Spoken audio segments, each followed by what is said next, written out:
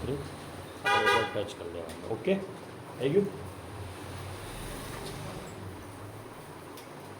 જય ભીમ બધાને. કહેવાય છે કે પ્રકાશને કોઈ બાંધી શકતું નથી. પ્રકાશને કોઈ બાંધી શકતું નથી. પ્રકાશ તેનો વ્યાપ બધી જગ્યાએ ફેલાવે છે.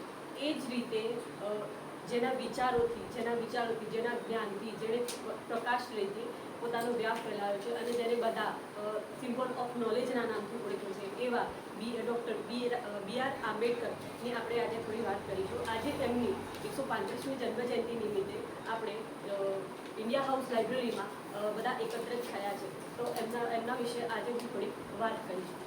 ડૉક્ટર બી.આર. આંબેડકરનો જન્મ 14 એપ્રિલ 1891માં થયો મધ્યપ્રદેશ મહુમાં. તેમના માતાનું નામ ભીમાબાઈ અને પિતાનું નામ રામજી સપ્પારા.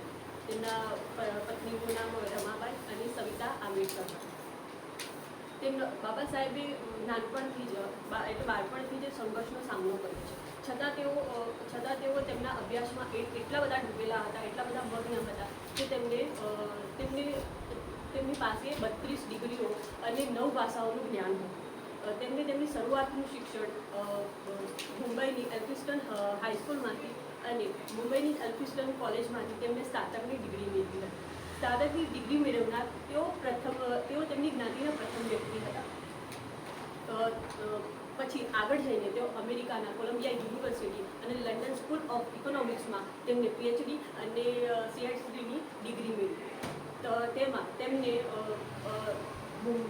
લંડન સ્કૂલ ઓફ ઇકોનોમિક્સમાં તેમને તેમના થીસીસ તરીકે ધ પ્રોબ્લેમ્સ ઓફ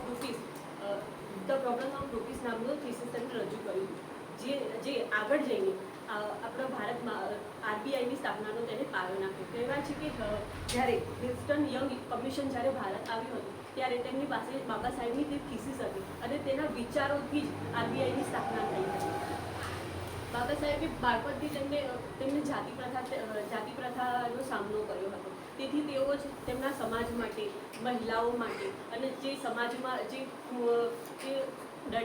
કહેવાય જે સમાજમાં નાનામાં નાનો વ્યક્તિ હોય એ બી આગળ આવે, એ બી શિક્ષિત બને તે ઈચ્છતા હતા. તેમાં તેમને બાબા સાહેબે શું કહેવાય પાછળ ભારત ભૂષણ પ્રિન્ટિંગ પ્રેસની સ્થાપના કરી હતી. તેમાં તેમણે અનેક સામયિકોની સ્થાપના કરી. સમતા, મૂકનાયક, પછી જનતા, પછી પ્રબળ ભારત, પછી વગેરે સામયિકોની સ્થાપના કરી હતી. અને આગળ જતાં એ સામયિકો દ્વારા મહિલાઓ અને દલિતો એમાં એમને વગેરેને આગળ જતાં તેમને અવાજ ઉઠાવવાની, તેમાં જાગૃતિ લાવવાનું કામ કર્યું હતું. પછી તેમને ઘણા બધા આંદોલનો બી કર્યા હતા, જેનાથી દલિત વર્ગ, જે શોષિત વર્ગ હતો, મહિલાઓ હતી, જેમાં જાગૃતિ ફેલાઈ હતી. જેમાં મહારા આંદોલન, પછી કાલારામ મંદિરનો સત્યાગ્રહ, પછી મજૂર દળનો સત્યાગ્રહ વગેરે સત્યાગ્રહનો સમાવેશ થાય છે. બાબા સાહેબને પુસ્તકોનો વાંચવાનો બહુ શોખ હતો. તેથી કહેવાય છે કે તેમના નિધન સમયે તેમની પાસે જે તેમનું નિવાસ સ્થાન હતું રાજકોટ, તેમાં 50,000થી પણ વધારે પુસ્તકો હતા અને તે તેમના નિધન સમયે બી તેમની પુસ્તક વાંચતા હતા. બાબા સાહેબે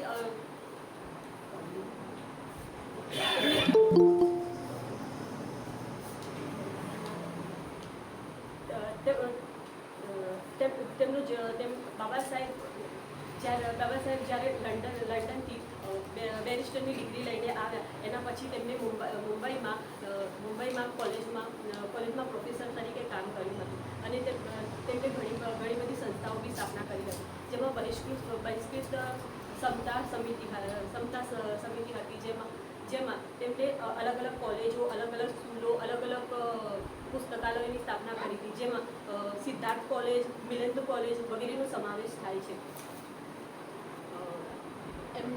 બાબા સાહેબ એમનું નિધન 6 ડિસેમ્બર 1956માં થયું હતું.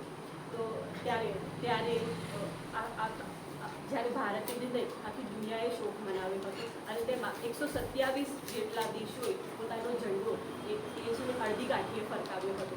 એટલે એ પરથી આપણે જાણી શકીએ છીએ કે બાબા સાહેબનો વ્યાપ ખાલી આપણા ભારત પૂરતો જ નહોતો, પણ એ દરેક દેશમાં, દરેક લોકોના, દરેક મનમાં અંદર વ્યાપ તેમનો વિસ્તરેલો હતો.